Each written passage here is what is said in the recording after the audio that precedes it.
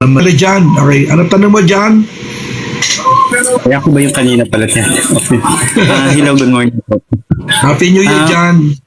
Happy New Year din po. I-follow up ko lang po na question yung kay Ma'am Marites kanina. Kung same pa din ba sa inyo yung sa MCGI, yung babae mahaba ang buhok? Kailangan magpahaba ng buhok? Hindi namin natutunan ng pagiging mahabang buhok dahil sa MCGI. Natutunan namin yun sa Biblia sa unang Korinto 11:14 na ang babae ay may mahabang buhok sapagkat yun ay kapurihan sa kanya. Ayan. At yung lalaki sa amin, bawal po magpahaba ng buhok. Nasa unang Korinto kasi yun 11:14. Ayan. Pareho po kami doon, kapatid. Sa punto na yan. Pero Follow up ay... kaya lang ko kami, meron ko kaming tinatawag na sa amin kasi pwede magpagupit, Sister Marites. Sorry basta huwag lang mawawala yung lambong.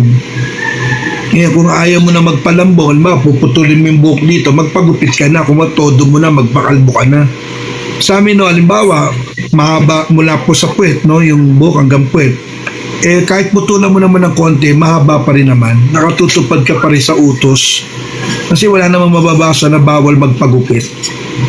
Yan. Ang nakalagay sa Bible, hindi ba kalikasan din na nagtuturo sa atin na ang babaeng may mahabang buhok ay isang kapurihan? Simple sagot ko. Ang tanong ko po talaga is kasi may kilala po sagutin ko sa dali kapatid na dyan, no? Barako, hindi po ako MCGI, kapatid na tanungin mo si Marites. Marites, baka Pwede po ako. may tanong saan po mababasa sa Biblia yung MCGI. Bawal po tanungin dito sa amin yung kapwa bisita, bawal po. Pwede po ako. Sige, Jan, balik mo tayo kay Jan.